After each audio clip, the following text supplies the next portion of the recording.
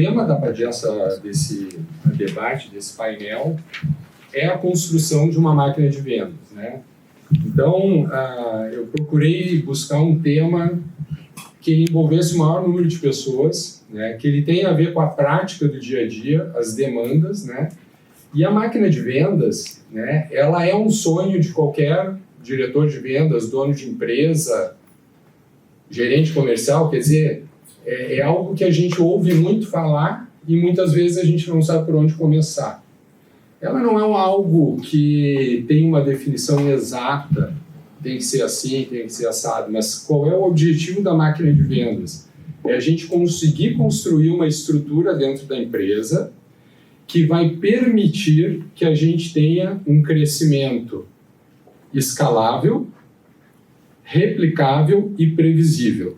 Quer dizer, que eu tenha previsibilidade dos negócios, uma sequência contínua de geração de leads e fechamento, que eu consiga replicar essa estrutura à medida que eu abro uma outra unidade de negócio, aumente a nossa equipe, e que eu consiga escalar para patamares maiores, né? Então, essa é a ideia do painel que nós vamos fazer. Como é que ele está estruturado aqui? São uma série de perguntas em cima de 4 pilares principais e a gente vai alternando aqui, passando para um, para outro. Eu também vou dar os pitacos aqui, mas vai estar em cima de 4 pilares, porque para a construção de uma máquina de vendas, eu entendo que a gente tem um pilar que é pessoas, que é o principal, quando a gente fala de equipe comercial. A gente tem um pilar que são os processos, né? Imprescindível ter processos que conduzam, né, esse funcionamento da máquina de vendas. Dados, né? Sem dados a gente não trabalha, tanto dados, principalmente dados para geração de leads, né?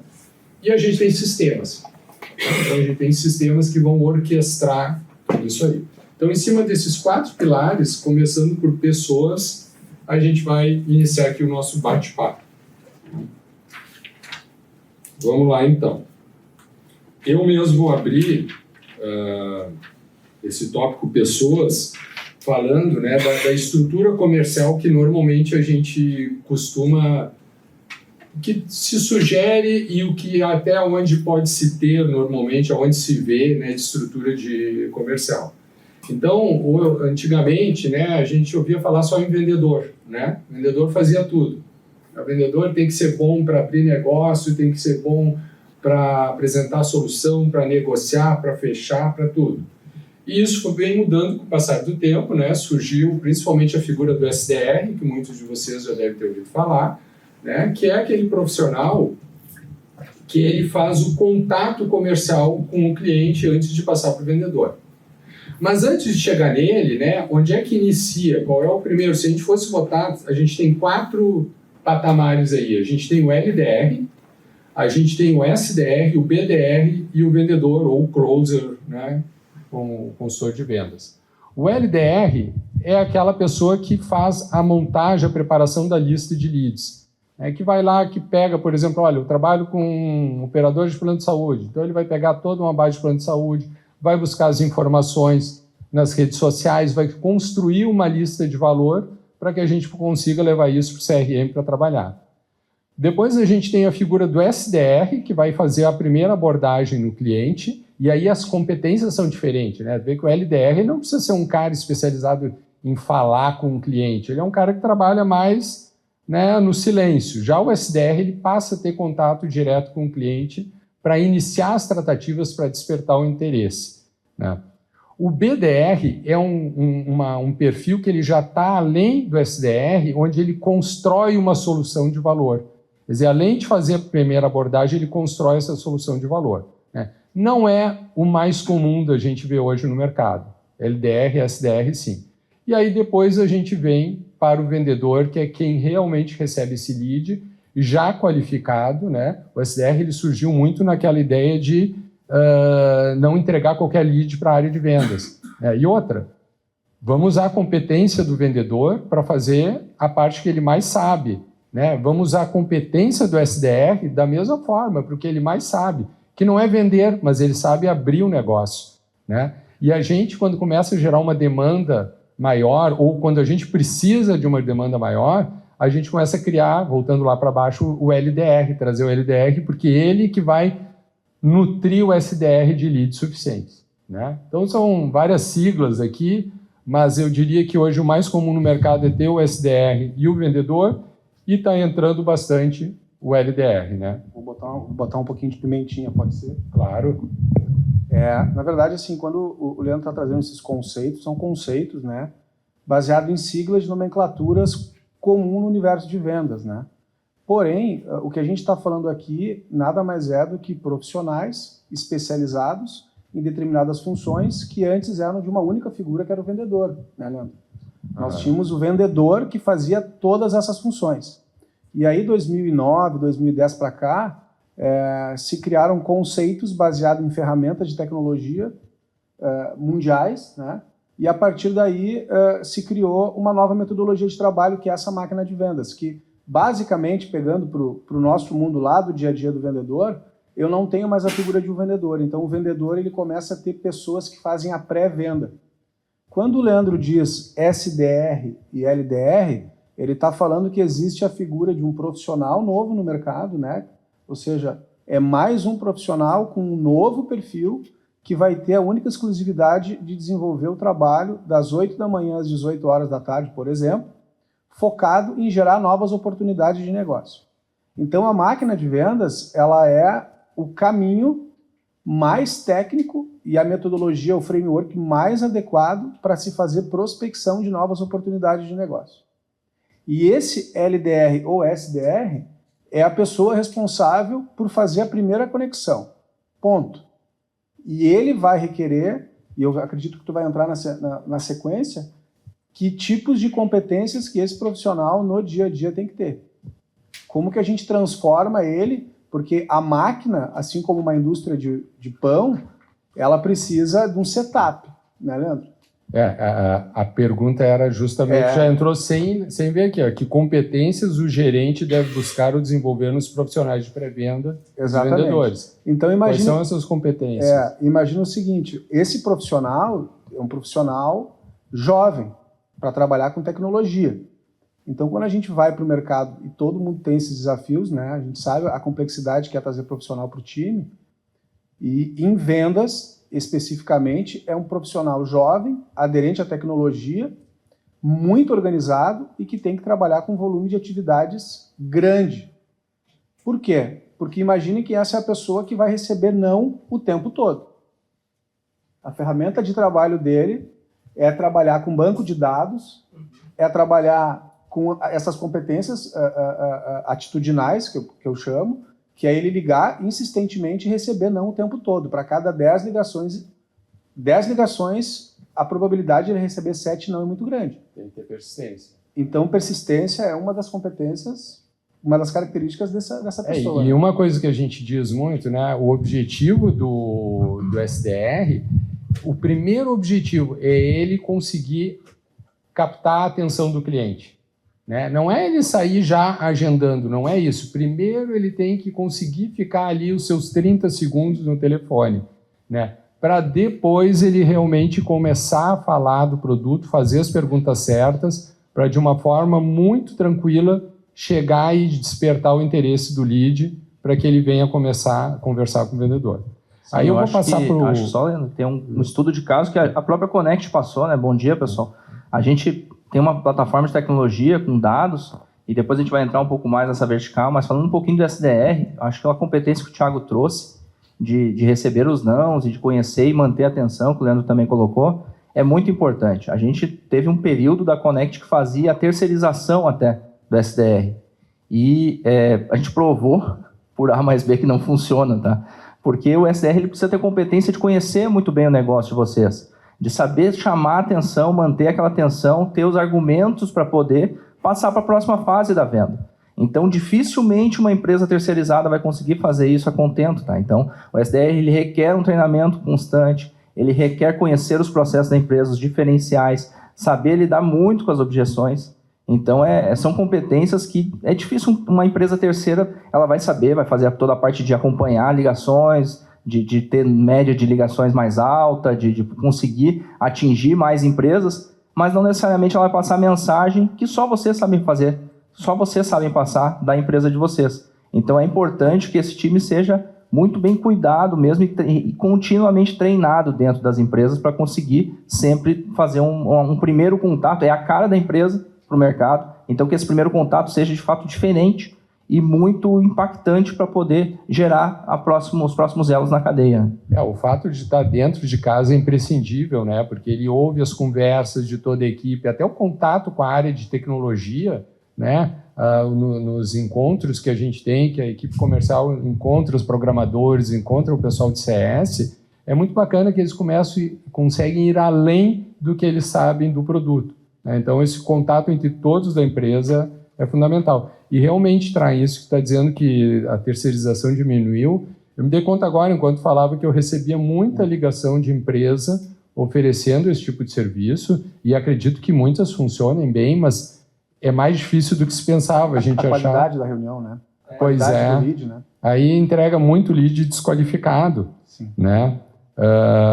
Eu ia te passar, te perguntar assim, sabendo que a plataforma da Connect ela é especialista em pré-vendas, né? Como é que vocês escolhem os SDRs atualmente? Bom, a nossa ideia sempre de buscar pessoas para fazer esse primeiro contato é focado muito na resiliência, de conseguir receber os nãos, e muito em feedback. A gente aprende muito com o time de SDR, porque tanto o que é qualificado, que depois vai para o time comercial poder vender mesmo, poder evoluir para uma oportunidade no CRM, é importante, é claro, né? Isso que vai movimentar e é toda a função do time, mas o SDR nos traz insights e essas pessoas que estão nesse time precisam estar aptas a ouvir, ter uma escuta ativa para poder nos trazer o feedback, se é uma questão dos momentos das empresas, entender se essas empresas estão indo para outras plataformas, para outros produtos. A gente tem isso muito forte, é quase um trabalho assim também. Se o CS tem uma escuta ativa nos clientes para entender o que eles estão fazendo, o SDR tem uma escuta ativa do mercado, porque ele vai falar com muita gente e ele vai escutar muita coisa do mercado. Então, daqui a pouco vai saber se tem um concorrente surgindo, vai saber se tem uma nova tecnologia que o pessoal está falando mais. Então, quando a gente busca SDRs, eles têm que saber passar isso de volta para a empresa, né? Trazer isso de volta, trazer esse insumo, mais do que também oferecer o nosso produto. Não só falar, não mas só falar. Escutar muito bem. É algo que a gente muda muito, né? E assim, a gente faz muita escuta dos áudios que os SDRs fazem para poder acompanhar, cara, porque senão daqui a pouco uma ferramenta de IA vai cumprir melhor esse papel de só ligar e conversar e oferecer. Não é esse o papel do SDR, ele tem que entender e ouvir mesmo o mercado, né? Bom, a gente está falando de SDR, eu queria chegar também no gerente de vendas, né? E o Thiago tem muita experiência, ele fala muito da maturidade, do nível de maturidade. Então, qual é a importância do nível de maturidade do gestor? Porque não adianta a gente ter os melhores vendedores, SDRs, se a gente não tiver um gestor que tenha um nível de maturidade de gestão, de trabalhar com indicadores. Eu mesmo já ouvi, né, vendendo, né, negociando esse marco com os clientes, eu já vi muitos gestores dizer assim, olha, eu quero é que se o meu vendedor comprar ideia, para mim tá bom. Eu digo, bom, já era, né? Por quê? Não porque o vendedor não vai comprar ideia, porque muitos vão e outros não vão, mas é que ele não está comprometido com a gestão. Então, como é que tu vê isso, Thiago? Qual é a importância do nível de maturidade aí para um gerente de vendas? O papel do gerente de vendas, hoje o meu trabalho ele é 100% focado ao lado do gerente de vendas. E a maturidade, a gente estava falando, a maturidade ela não vem só do gestor de vendas, né? E gestor entenda-se coordenador, supervisor, líder, mas ele vem da empresa como um todo. Então, eu tenho no meu portfólio empresas maduras que possuem 3 pessoas na área comercial. Assim como tem empresas que não são tão maduras no modelo de negócio, né, na área comercial, e tem 20 profissionais. Mas o gestor, ele vai envolver uma grande qualidade dele, que é a liderança técnica. Então, ele é a peça fundamental para entender o que é a metodologia, o que é o processo, como que ele vai capacitar, principalmente o pré-vendedor, o SDR. Então, se ele não tiver ou uma experiência, uma vivência prévia, ou não tiver, né, a referência técnica para poder desenvolver o trabalho, ele não vai conseguir andar. Hoje, a maioria dos problemas que a gente encontra são profissionais que não estão atualizados exatamente no debate que a gente está tendo aqui, né? Ele não, ou então é um profissional que vem de um segmento ou de um formato de trabalho, e aí acontece muito no dia a dia, que a gente faz o tempo todo, está participando de processo de seleção. São profissionais, por exemplo, que vêm de anos de área de bebida, área de bem de consumo, e cai num outro modelo de trabalho que vai requerer essas competências técnicas que ele não desenvolveu. As habilidades conceituais ele traz muito bem, gerenciamento de equipe, liderança e tal, mas quando chega nesses conceitos de funil de vendas, CRM, né, como que a gente monta etapas, como que a gente faz uma sequência de um processo, como que a gente faz passagem de bastão, ele vai patinar bastante, né? Então, assim, ele requer um conteúdo técnico específico, né, para poder não só ter experiência técnica, né, mas para poder aplicar a metodologia correta. É muito diferente, né? Eu já tive a oportunidade de entrevistar, contratar, às vezes, profissionais de venda que vieram de uma venda não consultiva, né, de uma venda que envolve o relacionamento. Claro, alguém que trabalha com distribuição na área alimentícia, ele desenvolve o relacionamento com o cliente. Mas é diferente, não é ele não tem que... Uma vez eu li, não lembro qual era o livro agora, mas que ele falava como é que era esse vendedor consultivo, um vendedor enterprise. Ele tem um tipo de relacionamento com o cliente que, se tu botar os dois conversarem numa sala, tu não vai saber quem é cliente e fornecedor, de tão envolvido que ele fica com o negócio do cliente. E é esse envolvimento que dá a possibilidade dele. Ele ganha autoridade e confiança do cliente, né? Agora eu vou para um ponto bem prático também, que envolve muito a área comercial, né? Vocês vão ver que das perguntas, assim, algumas a gente vai desviar um pouco, não vai ser uma sequência única, mas é um ponto importante, que são os modelos de comissionamento ou bonificação. Traem alguma sugestão para bonificação e comissionamento de SDRs e vendedores? O que tu acha que funciona, o que não funciona? Eu acho que a gente, na nossa experiência de acompanhar os setores comerciais das empresas, encontra diversos modelos, né? E o que é fato e que normalmente que é o mais comum é que todos os elos, todas as pontas que vão se envolver no processo comercial devem ser comissionados. E é legal quando a gente encontra estruturas comerciais, e eu estou falando às vezes de empresas que são completamente direcionadas para o comercial, empresas que são para a venda. Todo mundo é envolvido nesse processo e todo mundo ganha comissão. A gente tenta replicar isso um pouco também lá dentro de casa, né? Que o CS pode ser comissionado, que o SDR tem comissão. Claro, cada um à medida que vai fazendo a sua função, né? E o principal, Leandro, que eu enxergo na parte do comissionamento é que, assim, ele não deve ser algo constante. Ele deve ser algo muito spot, porque a sede do vendedor tem que ser sempre pelo próximo cliente. Então, à medida que a gente consegue fazer uma comissão que seja agressiva num momento zero, a gente enxerga que isso fomenta muito mais ele a querer buscar novos clientes. Porque, senão, daqui a pouco ele fica acomodado, ele monta uma carteira, ele tem uma comissão regular e aquilo passa a fazer parte mesmo da vida dele, de qualquer profissional mesmo dos times comerciais.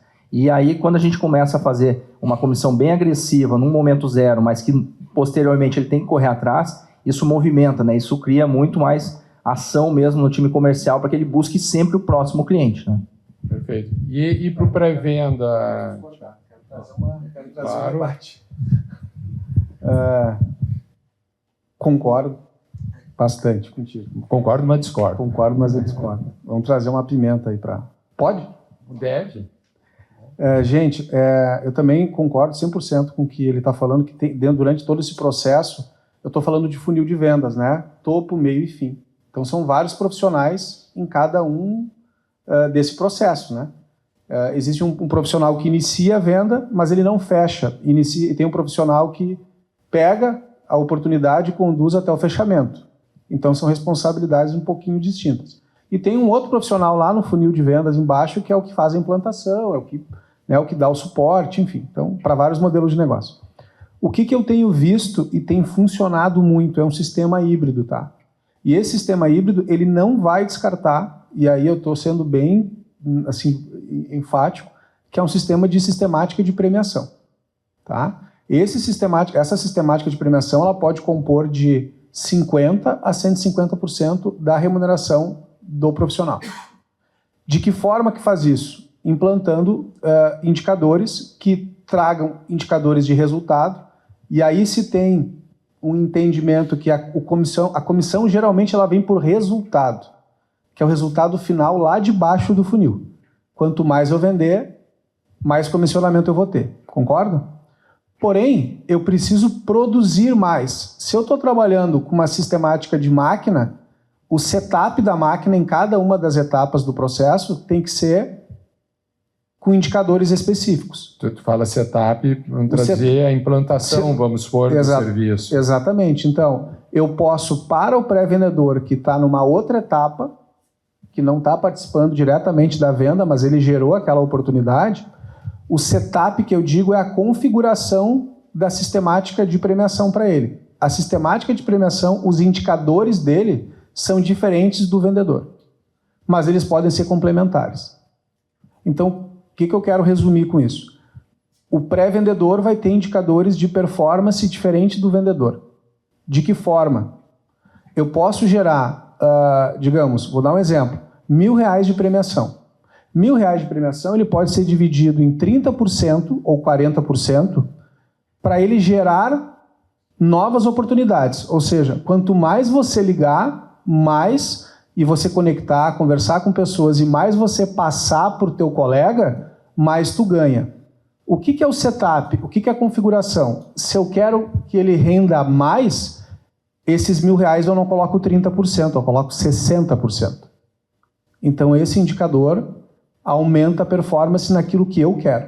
Varia o percentual de acordo com o atingimento de uma meta. Exatamente. Então eu posso dividir essa premiação em percentuais.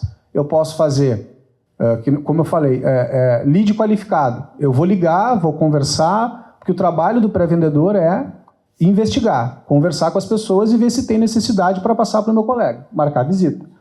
Se você marcar a visita, você vai também ter um outro indicador. Então é visita agendada. Eu posso colocar 20% dos R$1.000. E assim eu vou montando a configuração de premiação. Nada impede de eu colocar um comissionamento no final. Só que o comissionamento ele é de resultado. Então eu estou falando de uma matriz que é tipos de indicadores. Indicador de produção, indicador de resultado, que é a venda final, e indicador de processo. Então eu começo a mudar um pouquinho a visão. Quando eu vou para o vendedor, aí sim eu vou de encontro que ele falou. Sim, o vendedor vai ter que ter, porque o esforço dele é fechar negócio. Mas nada impede que eu coloque, principalmente, aí eu sou muito enfático nisso, colocar indicadores de produção. E ele não precisa ter uma premiação tão grande, até porque ele vai ser remunerado pelo resultado, pelo esforço final, né? Porque indicadores de produtividade faz com que você trabalhe mais, produza mais para obter o resultado final. A gente trabalha também para SDR, a gente trabalha com uma remuneração em cima do número de agendamentos que viraram venda. Então a gente espera do SDR que ele faça geração de leads que o vendedor vai lá e chuta e faz o gol. Então, primeiro, tem uma meta de agendamentos e baseado no número de agendamentos, baseado nas agendamentos que viraram venda, o SDR também ele é remunerado, né? Então a gente consegue ir criando aí uma escala de valor. Esse negócio de comissão também a gente tem que cuidar, porque às vezes ela fica complexa, né? Então, e existe também as regras trabalhistas do que pode fazer, o que não se pode fazer, né? Mas cada vez mais essa questão da bonificação ela tem surgido, né?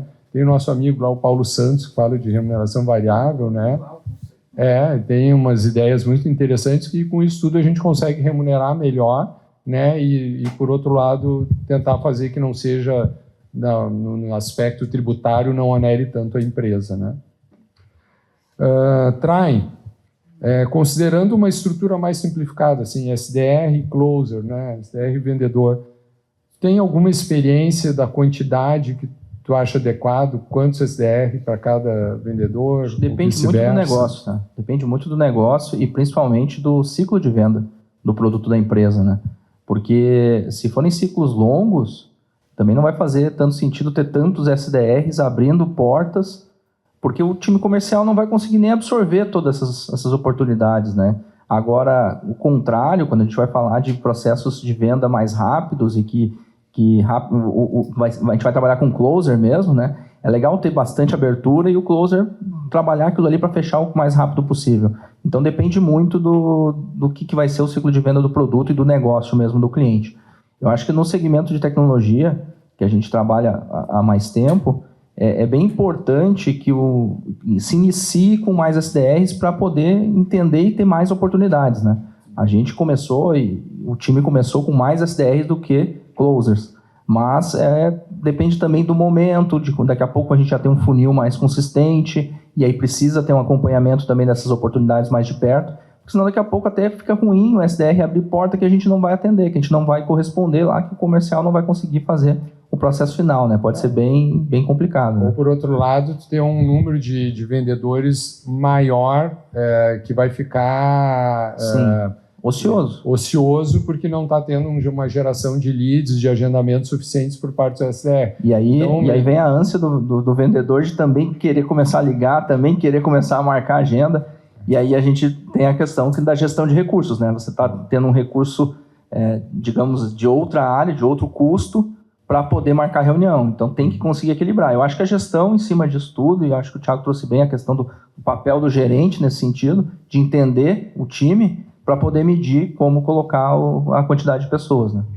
E a gente sentiu a necessidade do LDR antes do SDR, porque à medida que tu quer dar mais gás nessa máquina de vendas, né, você quer gerar mais leads para o SDR ir lá e prospectar. Só que se o SDR fizer todo o trabalho de vai lá, busca no Google, ou mesmo que ele mesmo vá buscar na plataforma da Connect, lá na Connect Smart Data, também dá um trabalho ele olhar cada um. Ele vai ter dados que não vão estar na plataforma, que ele vai ter que pegar. Então, o que eu estou fazendo? A ociosidade desse profissional, desse SDR, que é mais qualificado, que tem as competências devidas para abrir negócio, eu vou estar gastando, fazendo com que ele fique montando uma base de dados. Claro que depende dos recursos que a gente tem, vai ter que fazer. Assim como o vendedor. Olha, eu só tenho vendedores, cara, vai ter que abrir negócio também, né? Agora, se eu conseguir botar um LDR, puxa, já melhora, que esse LDR ele vai estar lá construindo listas. O perfil dele é diferente, né? Não precisa ter um perfil de comunicação, de falar com o cliente. Aí o SDR vai receber essa demanda mais quentinha e já vai direto por front, seja via ligação telefônica, mandar e-mail, WhatsApp. Esse ponto é bem importante porque ele tem a ver com a rotina, né, Leandro? Sim. Então, assim, um outro ponto que eu bato muito nas implantações é o gerenciamento da rotina. Ele é um assunto bem complexo, amplo, né, porque cada pessoa tem a organização das suas tarefas. Voltando ali à questão do gestor também, o gestor ele tem que ter, uma das habilidades dele é fazer a distribuição das tarefas, das atividades. Onde que eu vejo que tem oportunidade de melhoria, tá? Pegando o gancho que vocês estão falando. Digamos que eu tenho uma área de pré-vendas, mas eu também tenho um time de vendedores. Se o time de vendedor não for abastecido com leads para ele fazer reuniões ou visitas comerciais, ele vai ficar ocioso. Então, se a configuração das metas lá dos SDRs forem maior ou forem menor, vai impactar na produção dos vendedores. O que eu quero dizer com isso? Basicamente, o gestor ele deve pensar o seguinte: como economizar, como otimizar os recursos. De que forma que ele pode fazer isso? Eu já vi, Leandro, implantações, e até casualmente tem o Michel aqui, que é uma implantação difícil que a gente fez, porque todo esse conceito não serve só para tecnologia, ele serve, os conceitos básicos, primordiais, tudo que a gente está falando, ele serve para todos os segmentos, tá? O Michel é um dos clientes já da S-Mark também, compartilho conhecimento com ele, e ele vem da área de controle de pragas. Então, controle de pragas implantou essa metodologia também. É algo bem fora do que a gente costuma falar, né? Totalmente diferente. Como se adapta, né? Até o glossário que a gente está falando lá na empresa, nós temos que mudar totalmente. Não podemos falar em sigla, tem que mudar os termos, porque são conceitos iguais, mas, né? Então a gente tem que fazer a adaptação. Por que eu estou usando o exemplo do Michel que eu vi ele ali agora? Porque imagina que nós temos que otimizar recursos e a gente vai colocar 2 profissionais, um para gerar lista e um para fazer ligação e um para fazer reunião. São 3 remunerações, com sistemáticas de comissionamento, premiação. É caro isso, né? O que eu já vi, Leandro, e funciona? Tu pegar o LDR, que é a pessoa que faz a geração de listas, e o SDR e transformar uma única especialidade. E de que forma? Ajustando a rotina. O que eu consegui desenvolver e a metodologia ajudou, né? Criar conceitos de horas de produção por dia. Isso é legal. Então, por exemplo, vamos lá. Eu criei conceito de hora de ouro, hora de prata e hora de bronze. A hora de prata, ele não vai fazer nenhum tipo de ligação. Ele só vai fazer inteligência comercial. Aí ele assume o perfil de LDR. Então ele vai entrar lá na Conecta e vai fazer todo o trabalho de pesquisa comercial. Ele não vai ligar. Por quê? Porque se ele faz a pesquisa e liga, ele está perdendo tempo. Então ele só gera banco de dados. E aí a gente vai lá e coloca, hoje eu consegui colocar, a gente coloca uma meta, hoje eu consegui buscar tantas empresas. E quando ele for ligar, entendam fazer a ligação, ele precisa ter um tempo qualificado, tomar o seu chimarrão, respirar e ligar. E aí engata, vai para o telefone, que seja, e comunicação com o cliente. E só liga. Ele só liga. Então, o que a gente faz? 2 horas, aí, quando a gente coloca uma matriz e diz assim, você vai ter 3 horas de ouro e 3 horas de prata. Eu estou ganhando 15 horas de ligação na semana, de segunda a sexta, e 15 horas só de inteligência comercial para uma função. Tá, o ouro... Ouro é só ligar. É só ligar. Só liga. Uhum. Tá, mas aí, Thiago, aparece outras atividades. Aí é hora de bronze. Aí tu não mistura com nada. Tu para fazer isso. Olha aí. E o legal, e aí eu usei o exemplo do Michel, porque a gente colocou uma pré-vendedora lá e a pré-vendedora veio, a gente teve também muita sorte, né, Michel? Que ela veio com umas competências muito alinhadas com aquilo que a gente precisava, né? E numa determinada reunião ela disse, olha, bateu todos os indicadores. O primeiro para o segundo mês a gente colocou habilidade técnica, treinamos ela em script de ligação, contorno de objeção, todo o processo. Ela disse, olha, eu cheguei nesses resultados porque eu acreditei na rotina. E aí ela foi a defensora da rotina dela. Então, quando a gente está lá fazendo o trabalho, a gente chama ela, tô na hora de ouro. E aí a gente, beleza, desculpa. Libera. Desculpa, nós não vamos te interromper mais.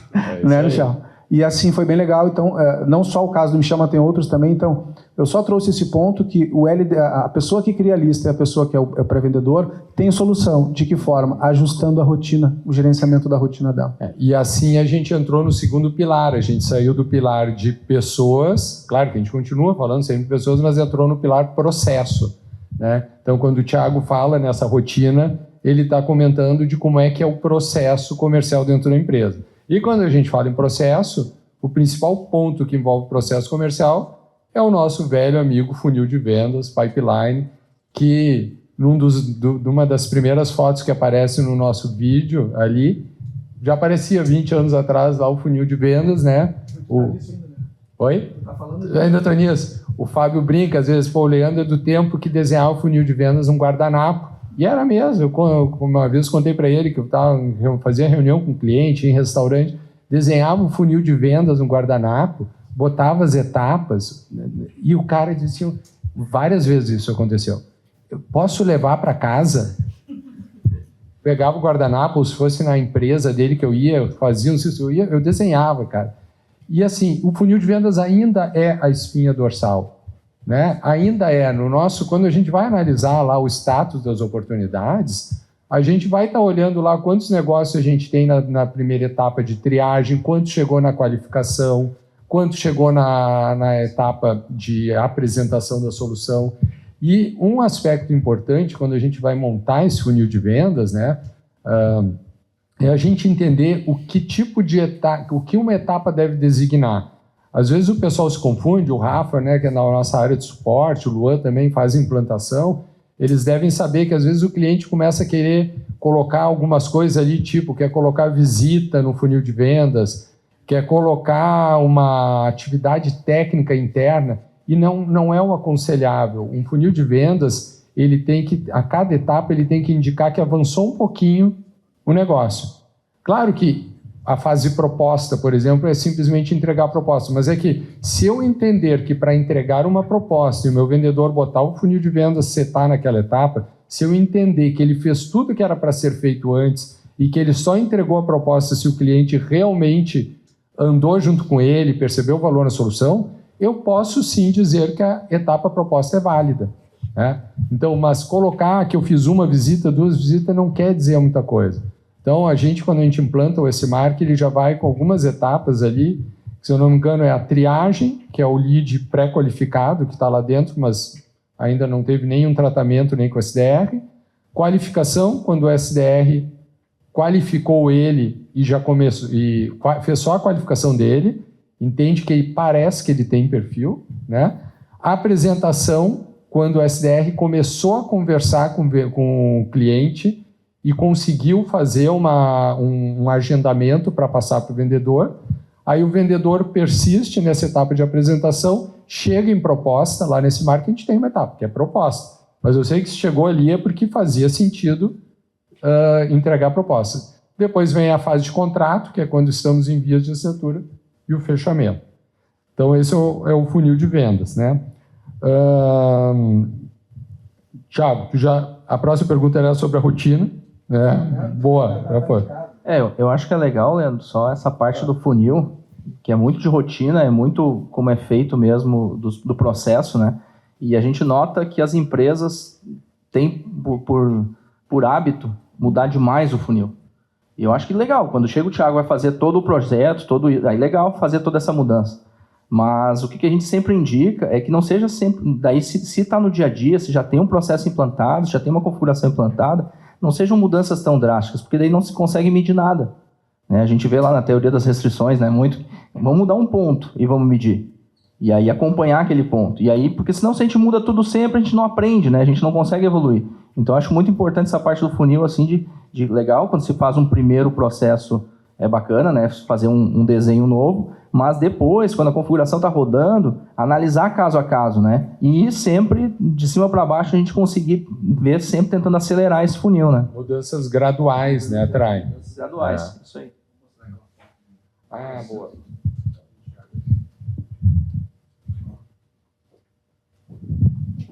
Uma imagem, viu, Leandro? legal aqui. O sistema do guardanapo ainda funciona, tá? E ainda funciona, também funciona e ainda tem um adendo, preciso mostrar isso para minha esposa. Não, tem que mostrar para a esposa. Qual é essa aqui? Já que a gente entrou em processo, eu compartilhei com o Leandro. Aqui, nessa brincadeira lúdica aqui de post-it, tem 4 funis de vendas. Eu consigo ver os 4 funis, né? Porque eu ajudei a preparar isso aqui. Mas tem toda a máquina de vendas. Porque a máquina de vendas, como o Leandro falou no início, ele é um processo sequenciado por atividades e tarefas, e é muito importante e oportuno que tu colocou, que muitas empresas consideram atividade ou tarefa, né, Rafael, como uma etapa. E, na verdade, não é. As atividades e tarefas estão dentro das etapas. Então, quando eu tenho isso aqui é uma pista de Fórmula 1, quando eu inicio com o trabalho da ferramenta do Rafael, por exemplo, eu estou trazendo esses leads, porque os leads estão aqui no mercado. Eles não nos conhecem ainda. É uma prospecção totalmente fria. Nunca ouviram falar da nossa empresa, do nosso negócio. E a gente começa a trazer. E quando a gente coloca ele aqui, ele entrou no nosso processo de vendas. Quando eu faço o cadastro dele lá no S-Mark, efetivamente ele entrou no meu funil. Então aqui eu tenho um funil onde eu tenho um profissional trabalhando. E esse é o profissional de pré-vendas. Na medida que ele vai acompanhando etapa a etapa, e cada post-it azul é uma etapa, ele vai fazer a passagem de bastão que vai para um outro profissional. E assim chegando até lá. Quando a gente fala a maturidade, é a maturidade do processo. Quando a gente fala em mudar uma etapa, que tu falaste muito bem, eu não posso simplesmente pegar uma etapa daqui e mudar, jogar para cá. Porque o gestor de vendas ele é o responsável desse processo. Essa é a maturidade técnica do gestor comercial que eu estava falando. Porque é ele que tem que entender isso aqui e aplicar na prática. Ele é o influenciador, é ele que tem que dizer por que essa etapa está aqui, e dentro dessa etapa, quais atividades que você tem que fazer. E quanto tempo eu tenho para fazer essa etapa. E aí eu ganho aumento de produtividade. É mais ou menos isso que eu queria elucidar. Legal.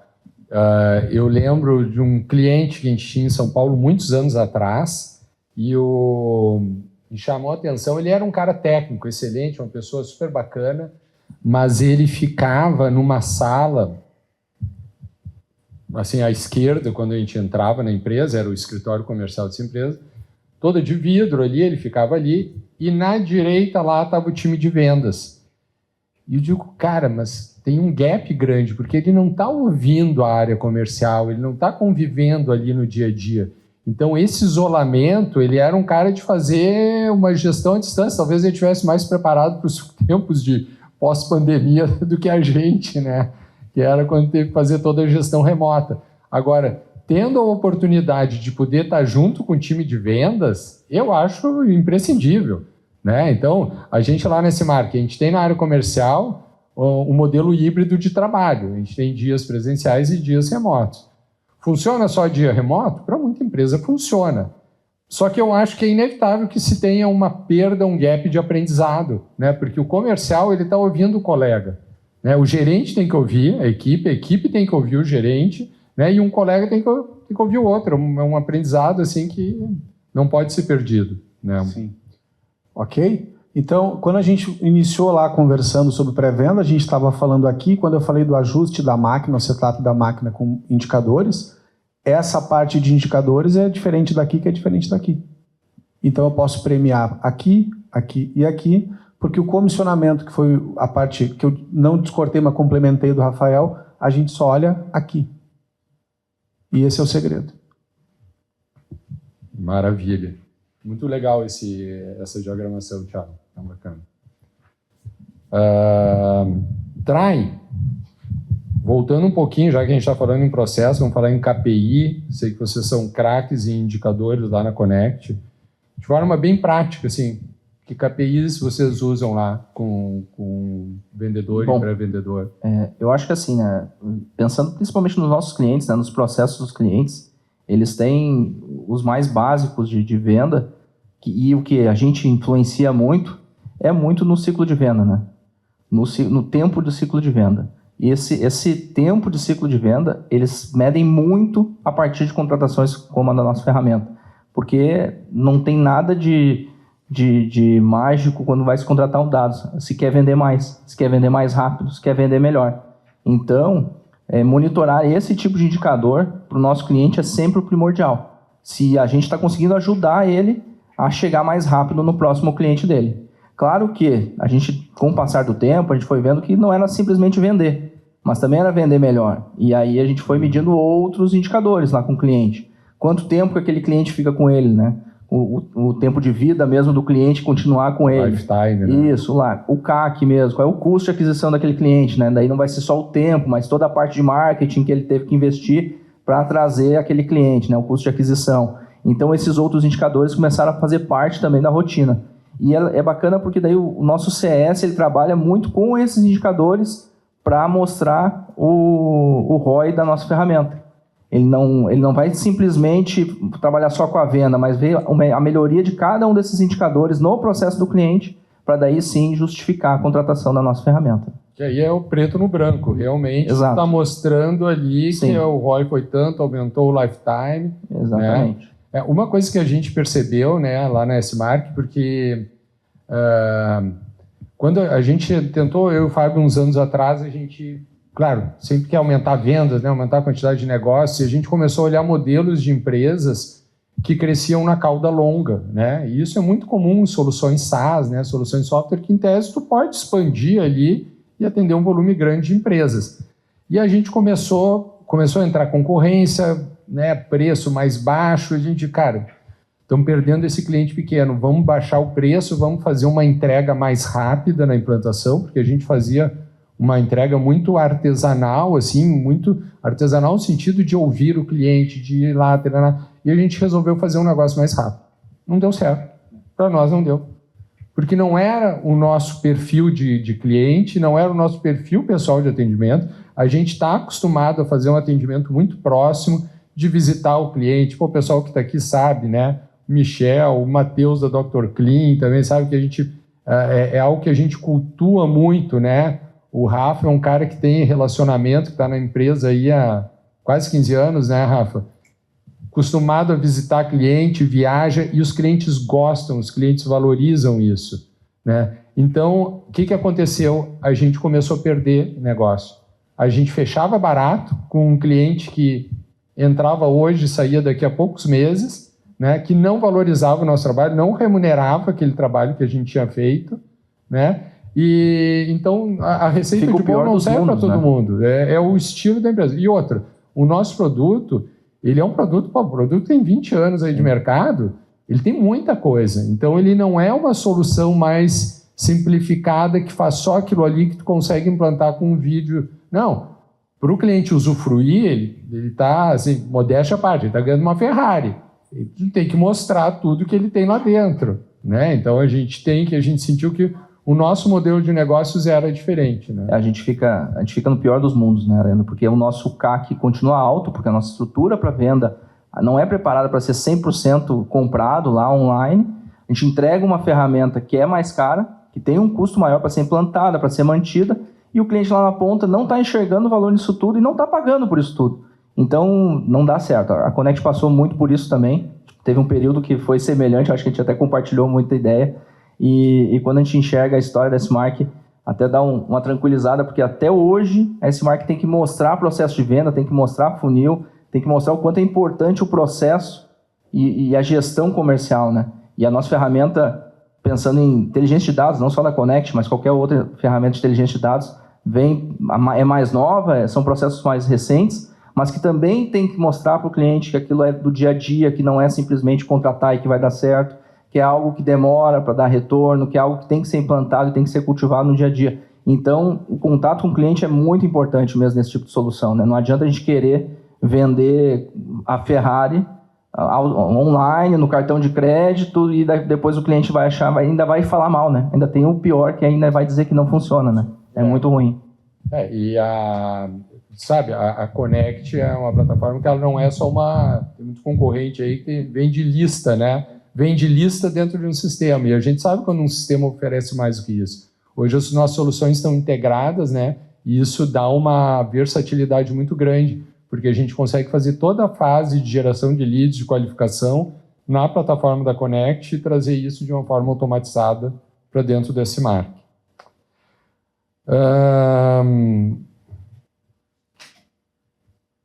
Tiago, quais são os erros mais comuns? Escolhi a dedo aqui.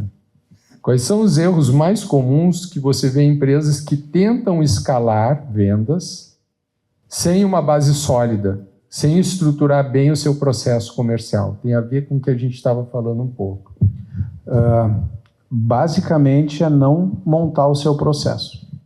Esse é o maior problema, né? Não entender, porque quando a gente monta um processo comercial, um processo de vendas, as regras e os critérios começam a ficar mais claros, né? Voltando só um passinho para trás ali, quando o Rafael falou dos KPIs, indicadores de performance, se eu tenho um processo estruturado e esse processo é para me dar escalabilidade, é para me dar volume, né? Mas ele vai me trazer previsibilidade de venda. Então, se eu tenho uma ferramenta que me dá previsibilidade de venda e ela está organizada para isso, através de um processo, está tudo certo, né? Porque quanto mais eu produzir, mais resultado eu vou ter. Agora, quando eu não tenho, a gente não domina essa regra do jogo, é o fundamental, né? O segundo ponto do erro é não treinar, não ter um processo, uma metodologia de treinamento técnico para as pessoas que vão desempenhar as funções. Então, trazendo um exemplo, eu contrato um SDR, um pré-vendedor, implanto um CRM, trago uma ferramenta, né, de informações, de dados, mas quando ele vai ligar, ele não sabe explorar ao máximo o potencial para fazer a conexão com o potencial cliente. Aí já era. Na primeira ligação, ele recebe, sei lá, tecnicamente tem 13, 14 possíveis objeções que qualquer pessoa vai dar quando atende um telefone. E ele não sabe, não consegue conectar, não consegue aplicar uma técnica porque ele não foi treinado para utilizar a técnica de objeção.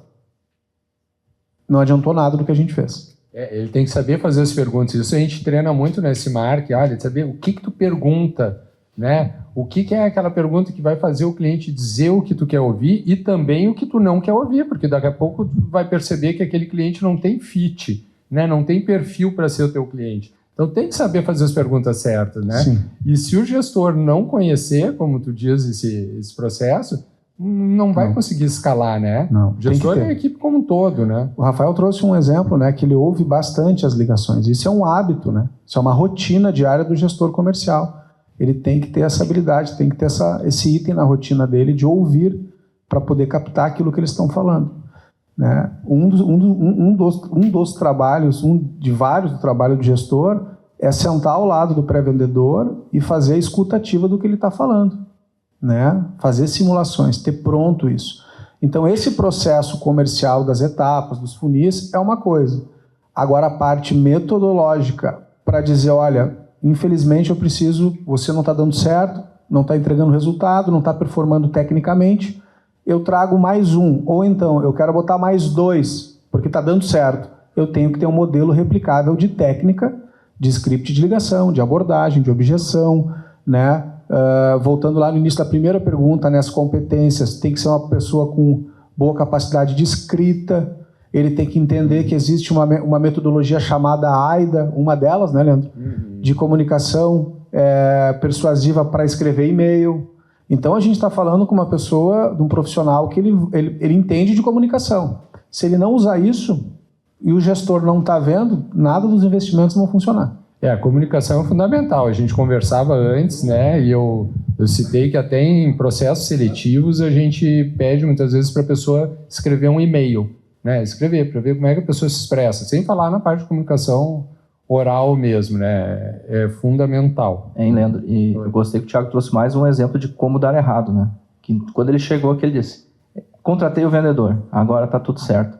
E isso acontece a mesma coisa quando contratei o CRM, contratei o Big Data, agora vai. Não é, né, pessoal? Não é. E assim, a gente já passou... Com esse marco Ah, não. Legal. Bom. Mas o que a gente enxerga muito, e por vezes chegam leads, e chegam clientes que eles não vão ter o fit mesmo. O cliente já não está vendendo normalmente. O produto dele tem problema, o preço dele, a concorrência, o processo de venda é muito mais complexo que simplesmente colocar o vendedor e ele sair vendendo. E é uma discussão que a gente tem muito dentro das empresas. Se é uma empresa de produção, de indústria, a tua indústria não funciona de uma maneira simples, simplória. Ela tem processo, ela tem passos, ela é complexa para ser desenvolvida. Se é uma empresa de serviços, é a mesma coisa. Teu serviço não é simplório, teu serviço ele tem passos para ser entregue, ele tem valor agregado. Por que o teu processo comercial não vai ter processo? Por que a parte comercial, a parte da venda, vai ser artesanal? Não é. Então a gente sempre bate muito na tecla. Não é só contratar ferramenta, não é só contratar... E eu acho que o desafio grande, né, da parte estratégica que o Thiago monta nas empresas é muito isso. A gente estava conversando antes. O convencimento de que aquilo é um processo, aquilo tem que ser construído e tem que ser alimentado dia a dia, né? Então a receita para dar errado é achar que paguei uma vez, deu, né? E resolveu. A gente acabou entrando, né, no terceiro pilar, que é dados. Passamos em pessoas, processos e já estamos falando de dados, né? E em cima de dados e em cima de leads, vou trazer uma pergunta bem prática para o Thiago, que é o seguinte, né? Quando a gente trabalha com uma carteira rotativa, né, quer dizer, a gente constrói o nosso banco de dados, né, com inteligência de mercado, e a gente prospecta com frequência, prospecta um cliente hoje, depois não deu a venda, vai lá e prospecta daqui a 6 meses de novo, 3 meses, 1 ano. Eu perguntaria, Thiago, assim, qual é o critério que tu entende que é válido, que funciona bem, para fazer essa rotação das carteiras, né? Porque a gente não pode deixar o mesmo lead a vida inteira com o mesmo vendedor ou pré-vendedor, né? Tem algum número que tu usa com uma técnica para fazer girar essa roleta? Acho que o Michel vai lembrar disso, né? Nunca se apaixone pelo seu lead. Não dá para se apaixonar pelo lead, né? É um amor que não vai dar certo. Por quê? A gente trabalha com tempo de estagnação. O que é o tempo de estagnação? Tá? Digamos que eu encontrei um lead hoje. Estou passando, bati o olho no Google, encontrei um lead, cadastrei lá no SMark, ou encontrei lá no garimpo, eu falo garimpo porque a gente está pesquisando mesmo, lá no Connect e joguei para dentro do SMARC. Eu preciso saber o tempo que ele vai ficar em triagem. Qual é o tempo dentro do meu processo para quando eu, como gestor, olhar e dizer, olha, você tem 100 leads aqui na etapa de triagem, mas eles estão estagnados, 90% está estagnado há 20 dias. Ele não está produzindo. Então, cada etapa tem o seu tempo de estagnação. Qual que é a técnica para trabalhar isso? É uma técnica chamada fluxo de cadência. O fluxo de cadência ele vai atuar no processo de comunicação, porque se ele está estagnado, eu não estou ligando, eu não estou mandando e-mail, não estou mandando WhatsApp, eu não estou conectando, fazendo tentativas de conexão com essa oportunidade. E o fluxo de cadência ele vai dizer o seguinte, no primeiro dia eu tento ligar e tento conectar. Se eu conectar, ok. Aí eu vou saber se ele vai para a próxima etapa, se eu tive uma boa conversa, uma boa interação. Não conectei, não faz sentido nenhum. Eu tiro ele do meu processo. Dou um perdido. Mas tu põe para uma carteira livre. Vou chegar lá. Tem fit. Conversei com ele, mas não é o momento, aí eu defino no meu processo. Eu posso jogar para uma carteira livre, ou eu posso dizer assim, esse é um lead que ele é frio. Eu vou tratar ele em 180 dias. E eu vou separando esses leads, eu vou montando. Na verdade, Leandro, o conceito é, eu posso distribuir carteiras por SDRs, por vendedores, né? Mas eu também posso gerenciar os meus as minhas etapas. Eu posso ter leads um pouquinho mais maduros, que eu já conversei 2, 3, 4 vezes, mas não é o momento de eu fazer o agendamento. Eu quero retomar com ele daqui ali na frente. Assim como eu tenho leads que eu preciso retomar em menos tempo. Só que o fluxo de cadência, ele vai sempre servir para aquelas várias tentativas que eu falei, não se apaixone pelo lead, que é, liguei uma, liguei duas, liguei três, estou tentando, e não consigo falar com a pessoa. O que eu faço com esse lead? Porque o tempo todo é follow-up, né? Uma parte do dia é tentativa. E está ligando para aquele lead, está deixando de ligar para outro lead que talvez evolua. Né? Então, dá para fazer repescagem dentro do processo sem problema nenhum, né? Agora, uma coisa que a gente faz, claro, a gente tem uns números lá de em torno de 8 contatos para tentar, isso depende muito do segmento que a gente está atuando, né? Tem empresas que é difícil a gente conseguir falar com o gestor. Mas, uma vez por mês, a gente tem o hábito lá na SMARC de usar tem uma ferramenta dentro do sistema lá, que a gente pega todos os leads que estão na carteira de cada vendedor, tira todos eles do vendedor, deixa a oportunidade, as que estão andando. E a gente pega os leads que estão na carteira livre sem contato há mais de 180 dias, por exemplo. Isso depende muito do volume de leads. Às vezes não, mas tem segmentos, por exemplo, um dos segmentos que a gente atua de facilities, né? Segurança patrimonial, limpeza, que são contratos anuais. Não adianta eu ficar ligando a cada 90 dias para ele. Então, esse é um mercado que, se eu não rodou agora, eu ponho 180.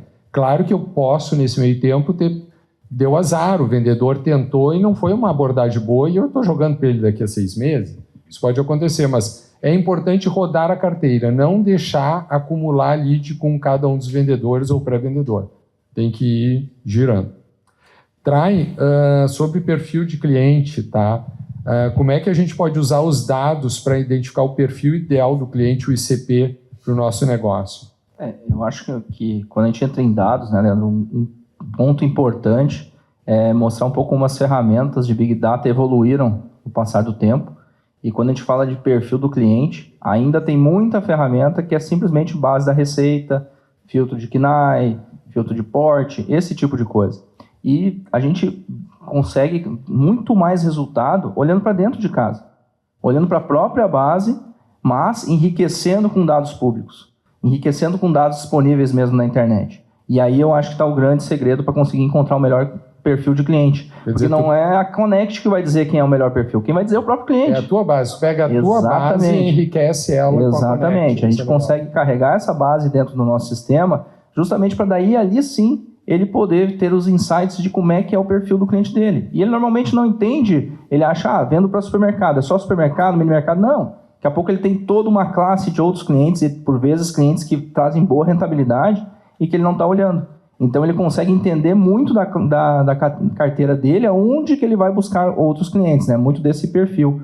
E aí classificar em A, B e C, entender qual é o cliente que ele vai buscar e até direcionar para o canal, né? Vai vender com vendedor direto, vai vender com televendas, vai ser só inbound. Então conhecer muito isso, conhecer do perfil, acho que diz muito de olhar para dentro, mas claro, enriquecendo com outros dados. Olhando numa ferramenta de análise de inteligência de mercado, olhando de uma maneira geolocalizada, eu acho que isso vai fazer muita diferença na hora dele analisar o mercado e entender o perfil do próximo cliente dele. Perfeito. Gente, um quarto pilar que nós temos é o pilar de sistemas, e a gente já vem falando de sistemas diversos, né? Mas hoje em dia a gente tem uma infinidade de soluções aí no mercado, né? Dentro de CRM tem a maior diversidade de tipos de CRM, não existe um melhor CRM, tirando essa marca, claro. Existe o CRM bom para um mercado, existe brincadeira da parte, tem o CRM que é melhor para uma operação mais complexa, outro melhor para uma operação mais simples. Então, tem ferramenta, e dependendo do nível, eu não gosto de dizer maturidade, porque parece que um é mais imaturo que o outro, mas do perfil de gestão. Tem o gerente que ele quer fazer uma gestão mais simplificada, e não está errado. Tem o gerente que ele quer trabalhar com diversos indicadores, não está errado. Então, tem um CRM que vai atender melhor um ou outro. Só que, além de CRM, de ferramentas, né, de inteligência de mercado, algumas de Big Data são mais um pouco simplificadas, existem outras. E eu queria trazer a ideia de outras ferramentas e como é que elas se encaixam, né? Então, por exemplo, lá na S-Mark a gente faz um trabalho de prospecção encaixando algumas ferramentas que uma potencializa a outra, né? Então, por exemplo, a gente tem o nascimento do nosso lead lá pela Connect. E a gente também tem uma base antiga, né, que a gente fomenta, né, que a gente vai alimentando com o tempo. Quando a gente decide, olha, esse mês a gente vai fazer uma campanha em cima de planos de saúde, o que a gente faz? A gente pega a base que a gente tem, atualiza ela, enriquece, aí tem uma ferramenta, por exemplo, que é a Seamless AI, né, que é uma ferramenta que ele põe lá um plugin, tu abre o site da empresa, clica do lado ali, ele traz os contatos todos, ele busca no LinkedIn e traz daquela empresa os contatos, e-mail, celular, muito bacana. Aí o LDR vai lá, pega aqueles dados, atualiza no S-Mark, né, isso ele vai fazendo em volume. Em paralelo, todos esses dados a gente joga numa outra ferramenta que a gente usa de cold e-mail, que é o Snovio, que a gente dispara uma sequência de e-mails de prospecção cadenciado. São aqueles cold e-mail, todos vocês devem receber. Fulano, sei que você trabalha no mercado tal, gostaria de conversar sobre tal coisa. Aí tu não responde, ele diz, se não for com você, o próximo e-mail vem, né? Me indique a pessoa mais adequada. Então a gente põe naquela ferramenta para ela trabalhar para a gente, né? Em paralelo, a nossa, olha a diversidade agora, eu vou sair de software, né? Vou falar da nossa assessoria de comunicação na Comunica. Vamos trabalhar plano de saúde, eles começam a fazer blog post em cima de plano de saúde, né? E a nossa área comercial começa a prospectar os planos de saúde. Então, é todo um trabalho engajado, né? Eu ainda esqueci, a gente tem as ferramentas de inbound marketing, né? A gente trabalha lá com a Dinamize, né? Já usamos o RD no passado, mas tivemos alguns descontentamentos com a ferramenta, migramos, estamos gostando da Dinamize. E é uma ferramenta que a gente consegue daí fazer um impulsionamento, fazer a parte de inbound marketing, quer dizer, o cliente também vai recebendo os e-mails de conteúdo sobre aquele mercado. Então, vejo que é uma estratégia toda cruzada. Então, são vários softwares se complementando. Estão todos integrados? Não estão. Mas é impossível de trabalhar? Não é. Às vezes, a gente chega em algumas empresas que a maior exigência do cliente não é ter uma ferramenta boa, é que ela esteja integrada. Eu costumo ir por outro caminho. Eu digo assim, olha, acho ótimo que seja integrado, mas eu quero ver as melhores ferramentas. Dá para funcionar sem integração? Vai dar um trabalhinho mais aqui ali, mas funciona. É que nem cliente nosso quer usar um BI que não está integrado com esse Mark.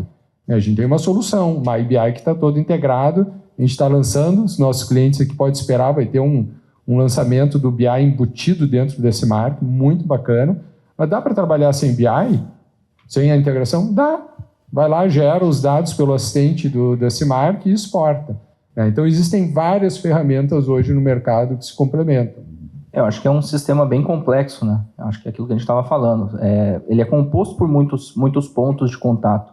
E o que a gente entende é cada vez mais a mescla entre o inbound, que vai receber, e o próprio outbound. Porque daqui a pouco o outbound já fica conhecido porque a gente mandou e-mail antes, a gente fez um contato por telefone, ele viu um anúncio no Google, ele viu o site. Então, quando a gente liga para ele já está quase no momento certo da compra, né? Então, tem que se compor todo esse sistema dessas ferramentas para que, no momento, a gente consiga atuar por todos os lados. Por mais que aquele e-mail seja frio, ele já vai ter ouvido falar desse Mark.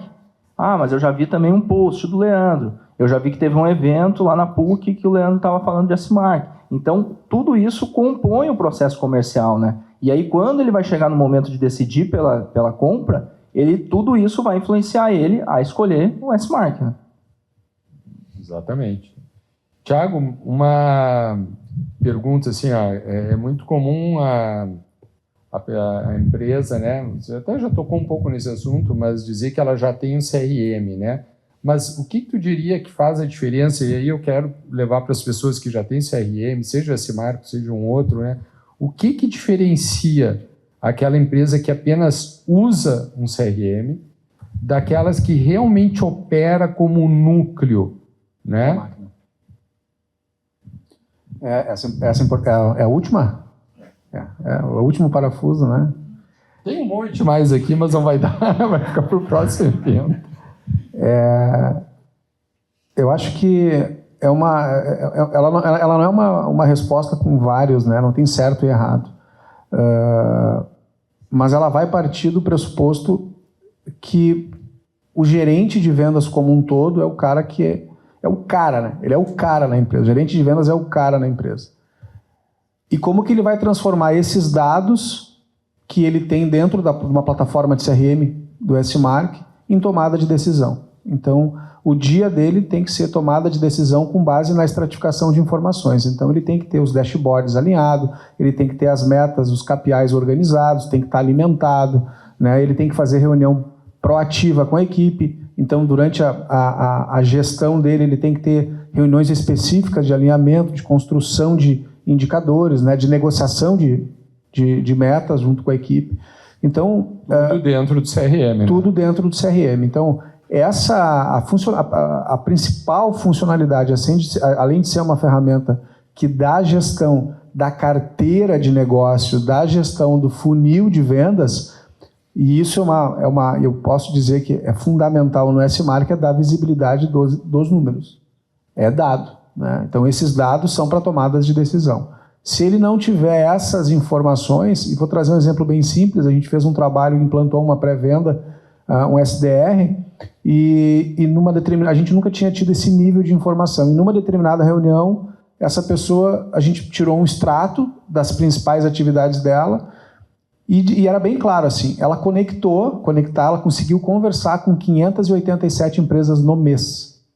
Dessas 587 empresas, ela conseguiu fazer 1.800 atividades, assim, ela mandou e-mail, ligou e tal, parará. Mas ela não bateu 3 indicadores. E aí? Ela produziu muito. Então, ela acompanha diariamente e aí tem um ponto, né? Que é o trabalho do gestor também, ensinar as pessoas a serem autogerenciáveis através dos seus indicadores. Sim, e aí tem uma frasezinha que talvez alguns de vocês já tenham ouvido, mas eu uso há muito tempo, mas eu acho que ela é hiper importante, transformar o vendedor no gerente dos seus negócios. Né? Essa coisa de olhar para indicador, relatório, cruzar números, ter um penso, ele não pode ficar só na mão do gerente comercial. Não. A gente tem que desenvolver as pessoas e por isso, né, parte do que tu falava aqui, de fazer essas reuniões de alinhamento, para não ser só eu uso um CRM, não, eu faço as minhas reuniões com o CRM. Né? Eu alinho as expectativas olhando para o CRM. O Rafa até já me comentou que uma das artimanhas que ele usa em muitas empresas é dizer o seguinte, olha, pede para o teu vendedor deixar toda sexta-feira, segunda-feira, um dia, um relatório impresso na tua mesa. Ah, mas que coisa primitiva imprimir relatório. às vezes a gente precisa de uma artimanha dessas para comprometer as pessoas e para o cara ter um momento que ele pega e olha o relatório dele, puxa, foi só isso que eu produzi. Cara, ele quer vender. Todo time tem que estar na mesa batida. Então, o pré-vendedor, o vendedor, o gerente, o dono da empresa, todo mundo está olhando para um objetivo comum de vender. Só que às vezes a gente precisa, né, que os números estejam visíveis para a gente, para que a gente possa fazer os movimentos, né? Sim. Gente, como eu disse, tem uma série de perguntas aqui ainda, né? Mas eu acho que a gente conseguiu passar por boa parte assim, né, do conteúdo. E, como eu disse, a minha expectativa era que, além de a gente tivesse um momento de descontração, né, conversar, encontrar as pessoas, que a gente saísse daqui com alguns insights, né? Alguns insights, olha, eu vi lá o fulano, o Thiago, o Traem, o Leandro falou alguma coisa que me chamou a atenção. Eu acho que isso é o mais importante. Vocês vão ficar com os nossos contatos, né? Qualquer coisa vocês podem... não pegou o contato, pega depois com a Anne ali, que ela passa. Se vocês precisarem, quiserem tirar alguma dúvida, né, posteriormente ao evento. Muito obrigado a todos, tá, pela disponibilidade de vocês e espero em breve a gente estar fazendo outros encontros. A gente tem uma meta agressiva lá de encontros, não só presenciais, mas muito online, que a gente tem na empresa.